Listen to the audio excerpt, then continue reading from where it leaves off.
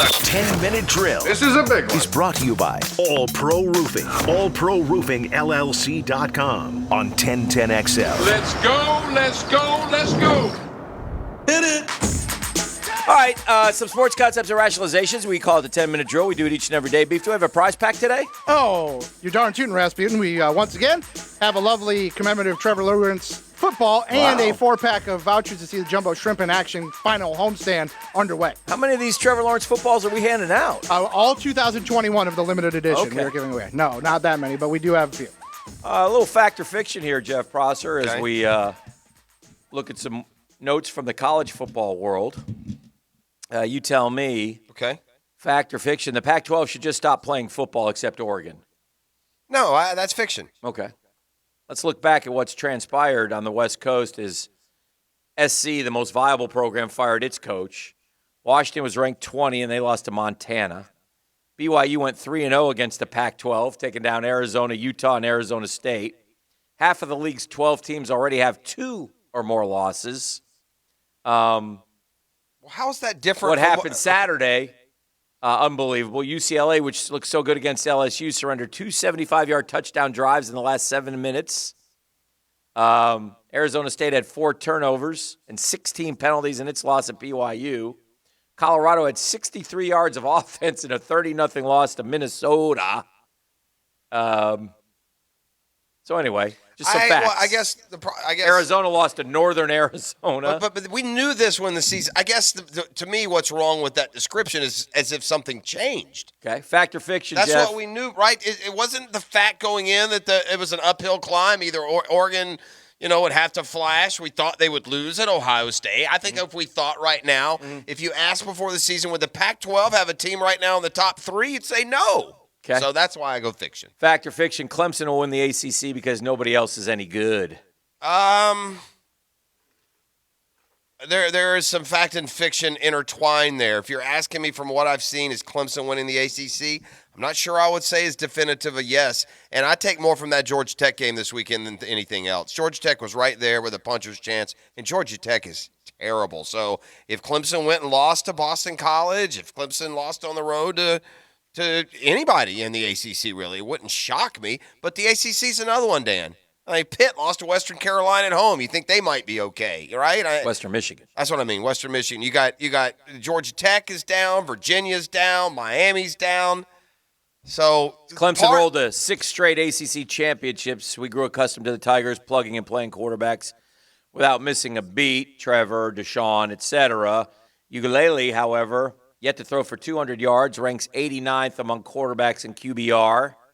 They've allowed the number 9 Tigers have just 1 touchdown pass. That was against SC State. We got a little ahead of ourselves on the Uiagalelei kid, right? Yeah. He came in, he flashed in those 2 games, but you don't replace a guy like Trevor Lawrence and then just hum along at the exact same. It's unfair to put it all on the offensive line. Hasn't been any good. They got dominated by Georgia, you'll remember. Clemson's at NC State this week. So now careful. NC State took a big step back when they, went and lost to Mississippi State. Mm-hmm. So maybe Fact NC or State's not fiction, very good. Notre Dame is a CFP contender.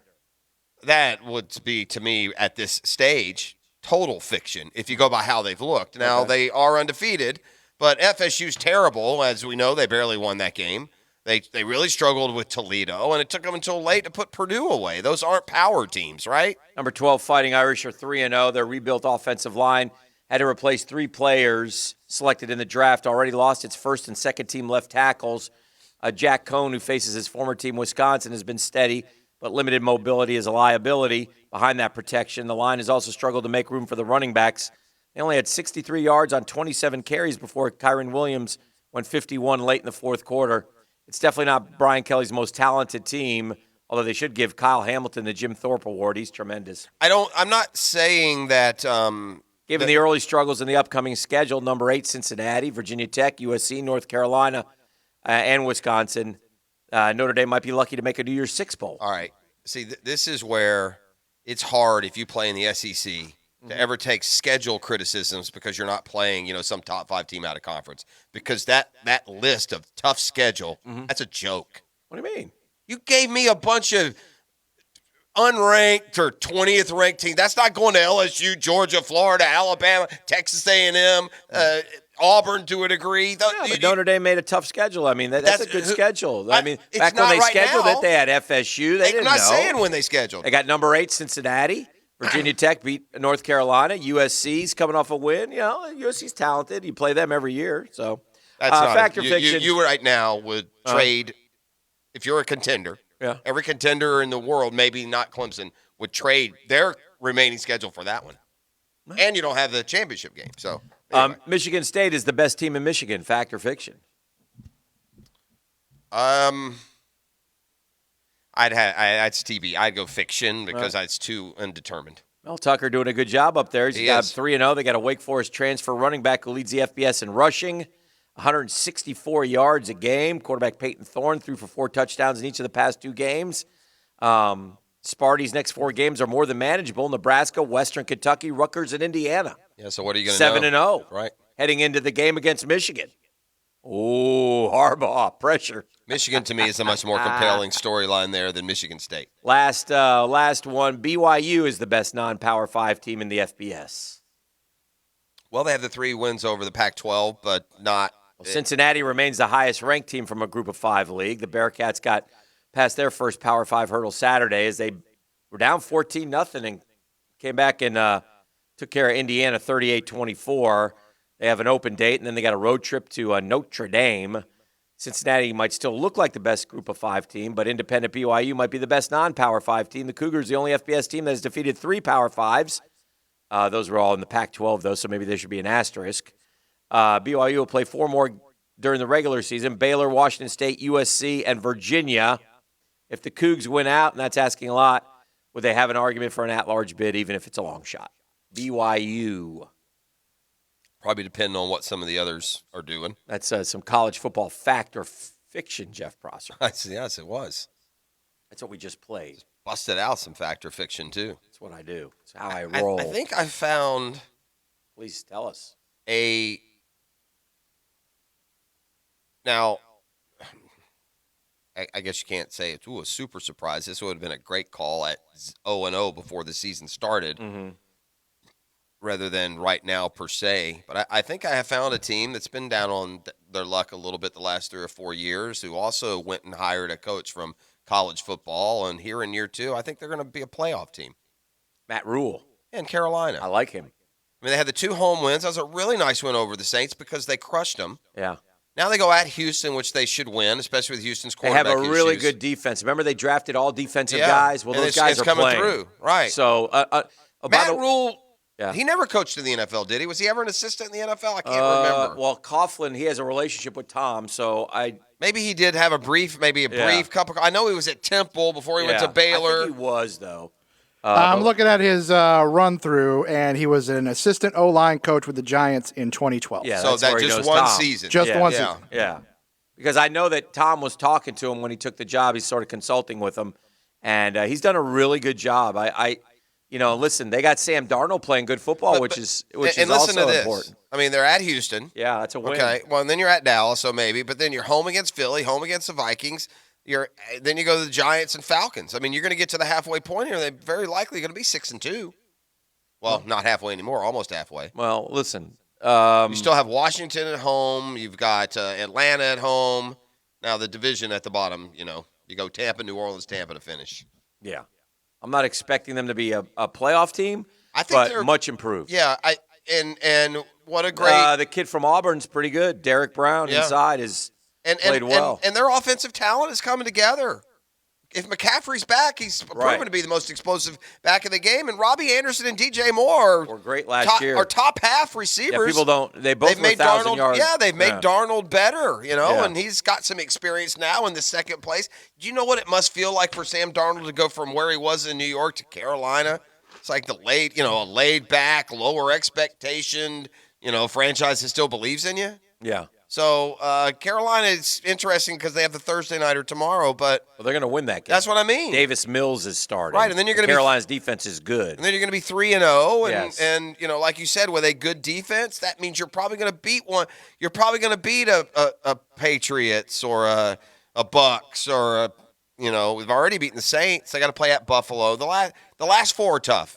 I mean, they really need to get in a great spot through 13 games because Carolina will finish at Buffalo, home against Tampa, at New Orleans, at Tampa. Yeah. So that'll be a tough final 3 or 4 games. I mean, look, Sam Darnold's never going to be all that, but he is 68% of his passes, 3 touchdowns, 1 pick, and his rating's 100. I mean, so good for him. Because I've been very hard on him, and I don't think he's that good, and I still don't think he's that good. But if he can get in a right system, and it's an indictment on the Jets too, and what they've had up there if he plays well. That's a poor look for the New York Jets. But anyway, yeah. So congrats to Carolina. They're off to a good start. Somewhere Stewie Moore is jumping up and down like a happy youngster. All right, I'm going to go to break with a Shazam Spotlight brought to you by ShazamAuto.com. And I think you'll enjoy this. You guys are masters of the social media domain. You can appreciate some creativity. Yes, we are. In content there. But did you see what Lane Kiffin did in order to make an impact? Only because my 16-year-old told me that. Okay, well. But it's a great move, and yeah, go ahead. So Arch Manning is the next great thing to come along. That's what everyone's been saying. Poor kid, what pressure? It's not fair. The pressure of the name, the pressure of the attention. Yeah.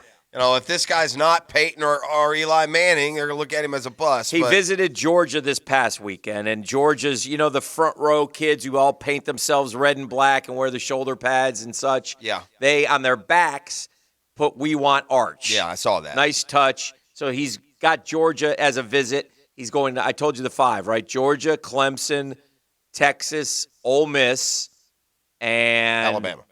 Is it Alabama? I think that's what you said. I think it is Alabama. Colorado School of Mines. No. We once drafted a guy from there. We did. Defensive end. Was a great player. What was his? Can't remember his name, can you? Cannot. That's how bad it is. Oh, what's his face? But let's not go on that tangent. Let's finish with the Arch story. Well, so anyway, this Arch Manning is the guy that they want. He's already narrowed it down to 5. He's only, a junior? Or He is a junior. He's a junior now, thank God. I can't take many more years of previewing Arch. So he's Cooper's boy. So he's the nephew of Peyton and Eli. Right. Trying to make things whole for his dad. So Lane Kiffin uses a bizarre recruiting tactic to try and draw his attention yesterday. Kiffin unfollowed every single person he had been following on Instagram, except for one person. That person, Arch Manning. Yeah, Brooks told me that 11,000 or so follow Kiffin, but Kiffin's following only 1. He said, "Do you know who that 1 is?" And I was like, "No, I have no idea." And I'm like trying to think, who is it? Is it Saban? I said, "I don't know." He goes, "Arch Manning." And let me ask you this. Good move. I guess, did this need to be a story today so Arch Manning would know that? You wouldn't know that you're the only guy. Oh, they would know. You would how would Arch Manning? On social media they would talk about it though. Okay, well, that's what I mean, though. But just by doing it, no, it has to be publicized. In other words, if you're Arch Manning and it shows all your followers, you don't know how many of your followers are following in addition to you. Well, you can look, though, I believe. But I'll say I'm not on the gram, but I'll say this about Lane Kiffin and Ole Miss.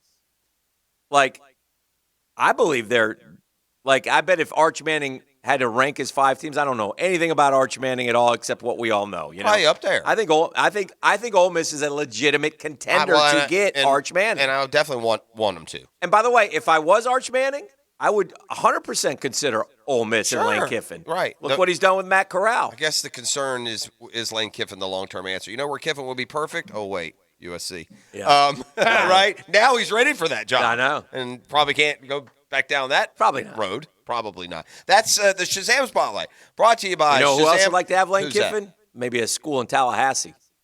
Well, they can't afford him.